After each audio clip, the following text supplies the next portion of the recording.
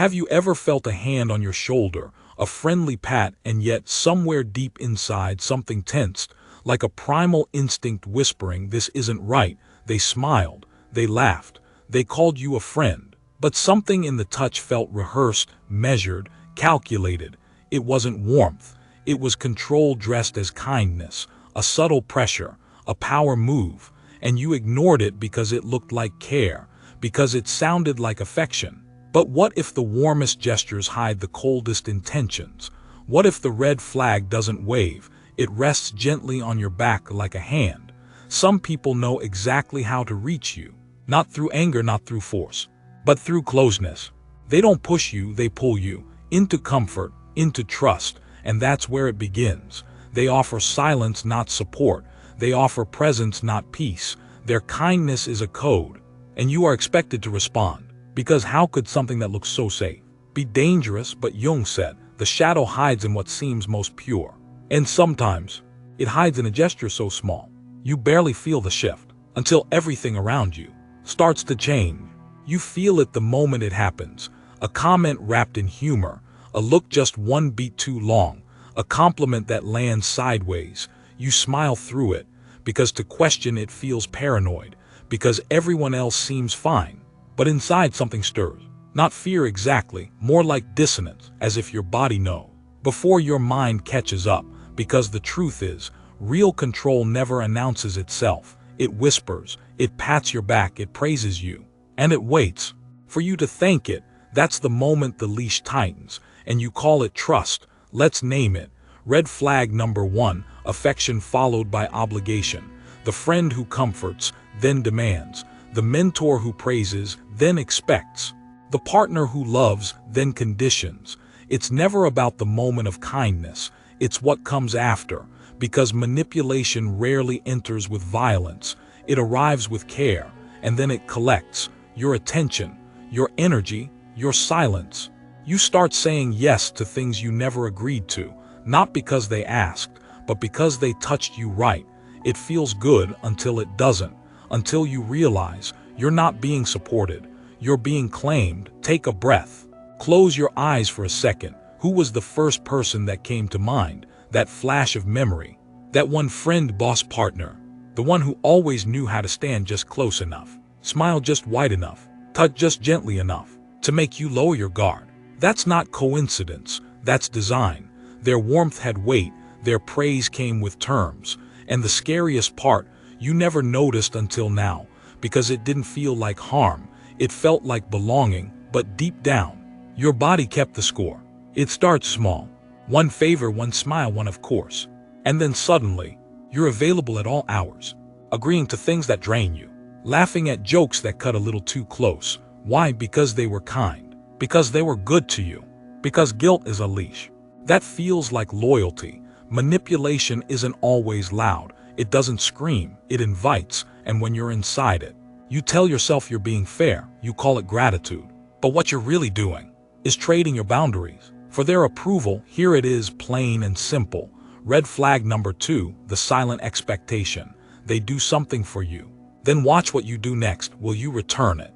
Will you feel indebted? Will you give more of yourself without being asked? That's the trap, because when affection comes with a price, it's not affection, it's a setup, and you're already paying, not with money, but with pieces of yourself you didn't realize you were giving away until it's too late. Imagine a velvet glove, soft, gentle, inviting.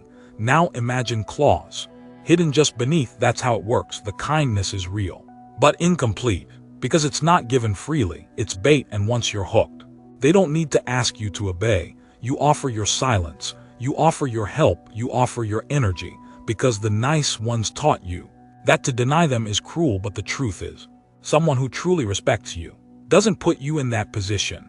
The velvet glove should never need claws. There's a reason this works. Your brain is wired to respond to warmth. A smile releases dopamine. A compliment lights up your reward system.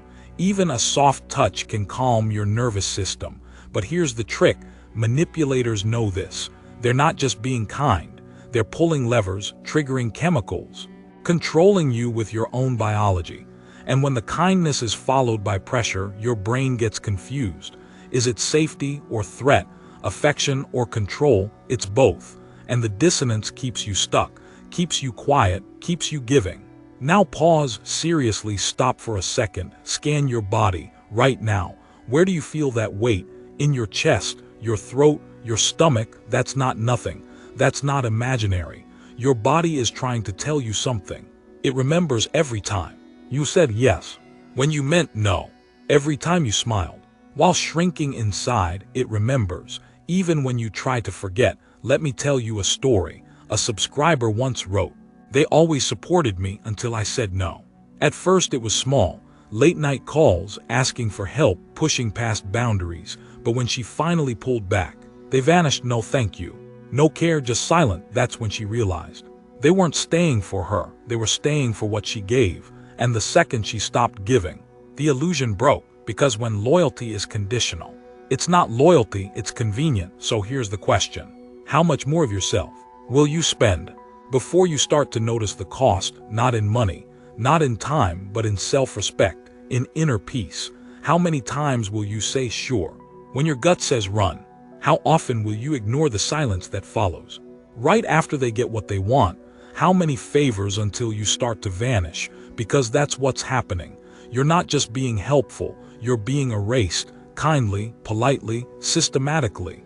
It never happens all at once. It's a slow erosion. One small compromise at a time. You say yes once, then again, and before you realize it, you're caught in a chain reaction. Each concession leads to another.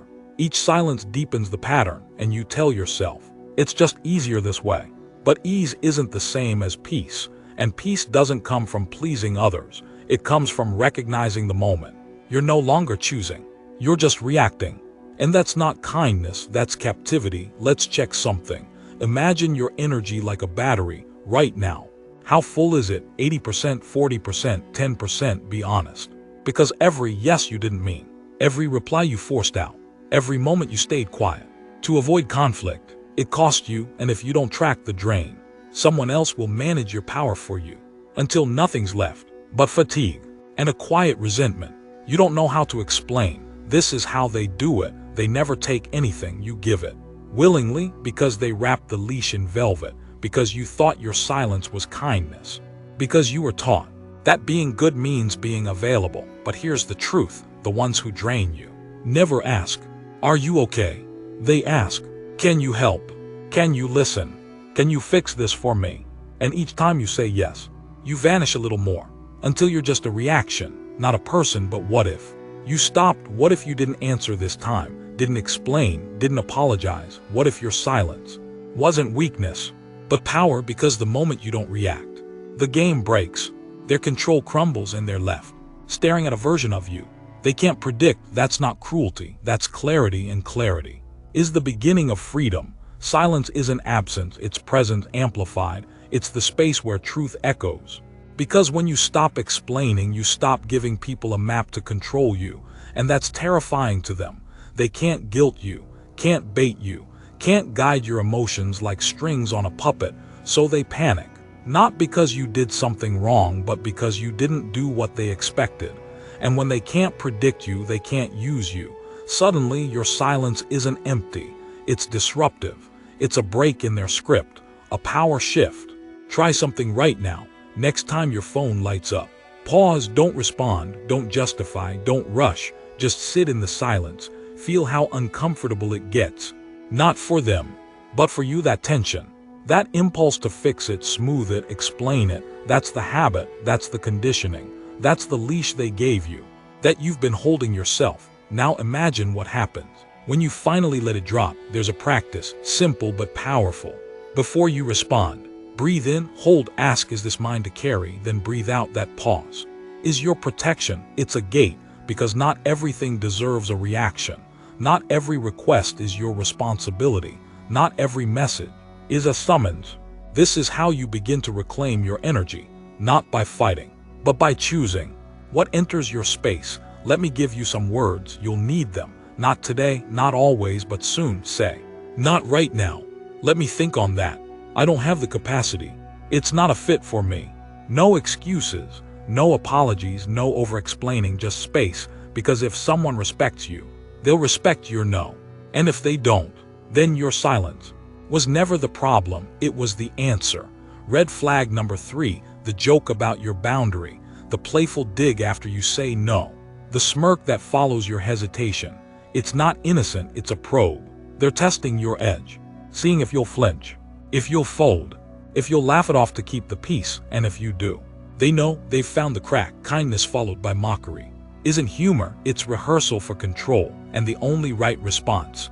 Silence, let the joke fall flat, don't defend, don't explain, just don't play. When you stop playing the part, the backlash begins, not always loud, sometimes it's subtle, dismissiveness, passive aggression, the cold shoulder. Why? Because you broke the rhythm, because your script changed. And they didn't get the memo, you were predictable, useful, soft. Now you're something else, now you're silent, and to someone who relies on access, your distance is a threat. Not because you've become cruel, but because you're no longer convenient. Picture this, you walking away. No drama, no speech, just silence. Behind you, masks fall. The ones you wore to be liked, to be safe, to be needed. Each step forward is a return to yourself. And it may feel like loss, but it's not, it's release. You're not abandoning others. You're choosing not to abandon you. Jung called it individuation. The process of becoming whole, not agreeable. Not likable, not useful, whole, and to become whole. You must disappoint the role you were trained to play, you must become quiet. Where you once rushed in, still. Where you once explained, present. Without offering yourself as a tool. And yes, you'll lose things, comfort, approval, familiarity, but what you gain is worth far more, your own presence. You'll feel guilt at first, that's normal. You've been taught to measure your worth by how much you give, how quickly you answer, how available you are. So when you begin to withdraw, the silence feels wrong, like betrayal, but it's not, it's healing. Guilt is just the echo of an old version of you, one who thought peace was something earned by pleasing others. Now you're learning something new. That saying no can be an act of self-respect, that walking away can be the beginning of coming home. So I'll ask you again, quietly but directly, are you ready to hear your own voice again? Not the noise, not the roles, not the pressure. Just you. Are you ready to become unavailable to manipulation, to guilt, to false closeness? Because when you stop reacting, they lose control, and when you reclaim that space, you gain clarity, and in clarity, you rediscover your strength. Not because you fought harder, but because you stopped playing. If this speaks to you, if you see the red flags now, type it below, say I see the red flag. Not for me, for you. Mark this moment. Let it be the start of silence, of sovereignty, of peace. You're not alone, but you are no longer available to be used. And if you know someone who's always the giver, always the one who stays quiet, who smiles through the tension, send this to them. Let them know they're not imagining it. They're not overreacting. They're just waking up. And that's where everything begins. Now, no more words, just presence. Let the silence sit. Let the message breathe. You don't need to rush back into noise. You don't need to fill the gap. Stay here. In the stillness, feel what it's like to not explain, to not defend, to simply be. This is your power. This is your reset. When you let the world move without you, you learn what truly deserves your energy.